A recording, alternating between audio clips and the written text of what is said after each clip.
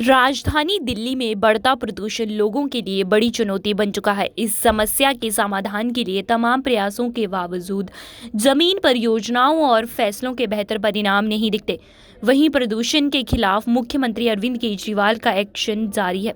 अब सीएम केजरीवाल ने दिल्ली को एक बड़ी सौगात दी है। दिल्ली सरकार की तरफ से राजधानी में आज 30 जनवरी को रियल टाइम सोर्स ऑपरेशन मेंट स्टडी की सुपर साइट और मोबाइल वैन को सीएम अरविंद केजरीवाल द्वारा लॉन्च किया गया।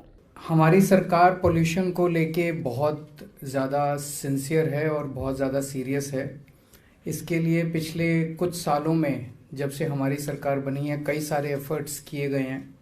जैसे इलेक्ट्रिक व्हीकल पॉलिसी बनाई गई और आज दिल्ली में सबसे ज़्यादा, पूरे देश में सबसे ज़्यादा इलेक्ट्रिक व्हीकल्स दिल्ली के अंदर बिक रहे हैं। मात्र कुछ सालों में जो हमारे टारगेट्स हमने रखे थे उससे कहीं ज़्यादा हम एक्सीड कर गए हैं। दिल्ली के अंदर पब्लिक ट्रांसपोर्ट को सुदृढ़ करने के लिए दिल्ली मेट्रो तो पहले चली रही थी, लेकिन दिल्ली में बसों की बहुत कमी थी। लेकिन अब दिल्ली के अंदर बसों की कमी भी पूरी करते जा रहे हैं। कई हज़ार बसेस पिछले कुछ 1-1.5 साल के अंदर हमने खरीदी हैं और आने वाले सालों के अंदर और कई बसें खरीदने की ज़रूरत है। और 2025 तक उम्मीद है कि 10-11 हज़ार के करीब बसेस हो जाएंगी और इनमें लगभग 80% बसेस जो हैं वो इलेक्ट्रिक बसेस होंगी। इसके अलावा ट्री ट्रांसप्लांटेशन पॉलिसी लागू की गई और बड़े स्तर के ऊपर पेड़ों को उगाया गया, पेड़ों को लगाया गया, जिसकी वजह से आज दिल्ली का फॉरेस्ट कवर बढ़ के 23.6% हो गया है। ये अपने आप में मायने रखता है क्योंकि दिल्ली का forest cover over a period of time घटने की बजाय बढ़ रहा है। पूरे देश में अन्य शहरों में देखने में आया है कि ट्री कवर जैसे जैसे विकास होता है, पेड़ काटे जाते हैं, ट्री कवर घटता है। दिल्ली के अंदर हम विकास भी हो रहा है लेकिन उसके साथ साथ ट्री कवर जो है, फॉरेस्ट कवर घटने की बजाय बढ़ रहा है। आज की डेट में वो 23.6% है। नेशनल एवरेज 20% है, उससे ज़्यादा है ये।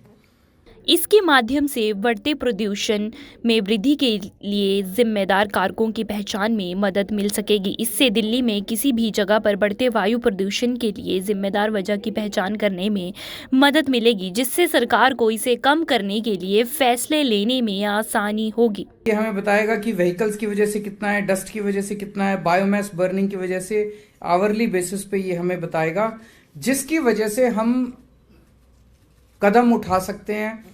पता चलता है कि मान लीजिए किसी एक वार्ड के अंदर डस्ट की वजह से ज़्यादा है, तो पता करेंगे कि वहाँ डस्ट किस वजह से उड़ रही है, उस डस्ट को कंट्रोल करने की कोशिश की जाएगी। पता चलता है कि किसी वार्ड के अंदर इंडस्ट्रियल एमिशंस ज़्यादा हैं, तो वहाँ पे इंडस्ट्री को ठीक करने की कोशिश की जाएगी। तो हम specific area wise micro level पे जाके करेक्टिव स्टेप्स ले सकते हैं।